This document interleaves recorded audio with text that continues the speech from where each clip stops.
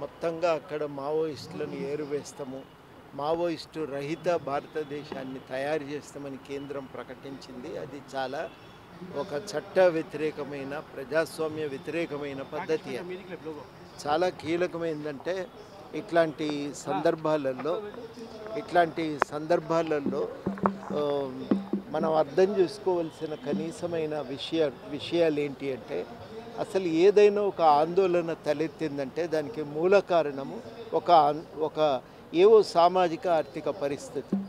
ఆ సామాజిక ఆర్థిక పరిస్థితులను అర్థం చేసుకొని ఆ కారణాలను మనం వెతికి పట్టి వాటిని రూపుమాపటానికి ప్రయత్నం చేయకుండా ఆ ఉద్యమాలు పోవు. కాబట్టి చాలా కీలకం. అట్లాంటి ప్రయత్నం ఇవాళ ప్రభుత్వం చేయవలసింది పోయి, ఇవాళ ప్రభుత్వం ఈ రకంగా వ్యక్తులను చంపితే ఉద్యమం పోతుందని అనుకోవటం ఇది మూర్ఖత్వం.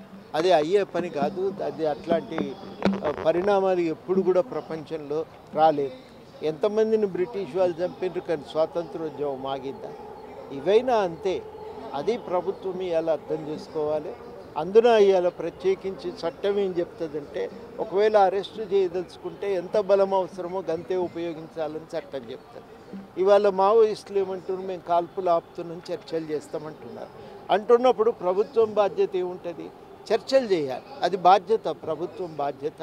ఆ బాధ్యత ప్రకారం వాళ్ళు చర్చలు జరపకపోతే దీని దుష్పరిణామాలు ఆదివాసుల మీద ఉంటాయి. ఆదివాసుల సమాజం ఇవాళ దెబ్బతింటుంది. ఈ హింస ప్రభావంతో అక్కడి ప్రజాస్వామిక వాతావరణం దెబ్బతింటుంది. వాళ్ళు తమ ఆవేదనను వ్యక్తం చేయటానికి ఉన్న అవకాశాలు పూర్తిగా అడుగంటిపోతాయి. అది సరి అయిన పద్ధతి కాదు. ఇవాళ అందుకనే ప్రభుత్వంతో మేము కోరేది ఏమిటంటే చర్చలు జరపండి. వాళ్ళ చర్చలు జరిపేమన్న వాళ్ళంతా మావోయిస్టుకు అనుకూలమైన వ్యక్తులు అనుకుంటే పొరపాటు. ప్రజాస్వామ్యానికి అనుకూలమైనటువంటి వాళ్ళే ఈ ప్రతిపాదన చేస్తున్నారు. వాళ్లకు మావోయిస్టు సిద్ధాంతంతో అంగీకారం అనేది ముఖ్యం కాదు. ఇక్కడ ప్రజాస్వామ్యంతో అంగీకారం, రాజ్యాంగంతో అంగీకారం అనే ఒక ఏకైక సూత్రం ఆధారంగా అందరూ కూడా ఈ చర్చలను ప్రతిపాదిస్తున్నారు. ఆ విషయం కేంద్ర ప్రభుత్వం అర్థం చేసుకొని చర్చలకు పిలవాలి, చర్చలు చేయాలి అని చెప్పి మేము ఈ సందర్భంగా కోరుతా ఉన్నాం. అయితే బీజేపీ చర్చలకు రావాలని కూడా బీజేపీ సర్కారే చెప్పింది, కానీ ఇప్పుడు చర్చలకు చేసే ఉద్దేశం లేదని చెప్పింది. అదే నీ ఇష్టము అని అయిష్టం కాదు. ప్రజాస్వామ్య దేశంలో ఉన్నప్పుడు ప్రజాస్వామ్య పద్ధతి, రాజ్యాంగ పద్ధతి ప్రకారం పోవాలి. నాకు ఇది ఇష్టం లేదు, అది ఇష్టం లేదు అని చెప్పే అధికారం లేదు.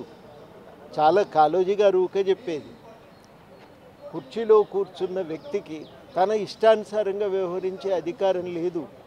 కుర్చీలో కూర్చున్న ఆయన వ్యక్తి కాదు, ఆయన ఒక హోదాను నిర్వహిస్తున్నాడు. ఆ హోదాను చట్ట ప్రకారం ఏం చేయవలసి ఉంటే సమాజాన్ని నాగరికంగా పద్ధతుల్లో ముందుకు నడిపించటానికి, ప్రజాస్వామ్యాన్ని బలోపేతం చేయటానికి ఏం చేయవలసి ఉంటే అది చేయాలి.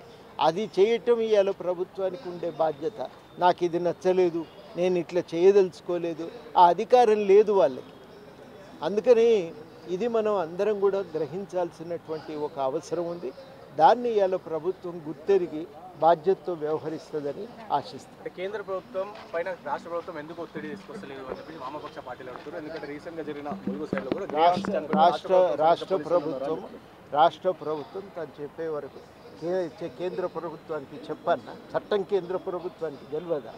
కేంద్ర ప్రభుత్వం ఒక చట్టం ప్రకారం పరిపాలన చేయవలసిన బాధ్యత కేంద్రం మీద లేదా? అది ఇంకొకరు చెప్పన్నా? దానికి రోజు ఆ బాధ్యతను గుర్తెరిగి వ్యవహరించాలి. రాష్ట్ర ప్రభుత్వం అన్నిత్యం కేంద్ర ప్రభుత్వానికి ఇక్కడి ప్రాంత ప్రజల సమస్యల గురించి తెలియజేస్తూనే ఉంది. తన పరిధికి లోబడి వాళ్ళు తెలియజేయగలుగుతారు, తెలియజేస్తున్నారు. అంతకుమించి బాధ్యత అక్కడ కుర్చీలో కూర్చున్నటువంటి కేంద్ర ప్రభుత్వాన్ని, అది వాళ్ళు అర్థం చేసుకోవాలి, ఆ బాధ్యతతో వ్యవహరించాలి. వీళ్ళు ఎందుకు చెప్పకపోయారు, వాళ్ళు ఎవరు చెప్పవలసిన అవసరం లేదు. చట్టం ప్రకారం వ్యవహరిస్తామని వాళ్ళు ప్రమాణ స్వీకారం చేసిండ్రు కదా, అది వాళ్ళ బాధ్యత. ఇంకోళ్ళు ఎందుకు చెప్పాలంటే అది నాకు అర్థమవుతలేదు. అది వాళ్ళ బాధ్యత. ఆ బాధ్యతను గుర్తెరిగి వాళ్ళు వ్యవహరించాలి.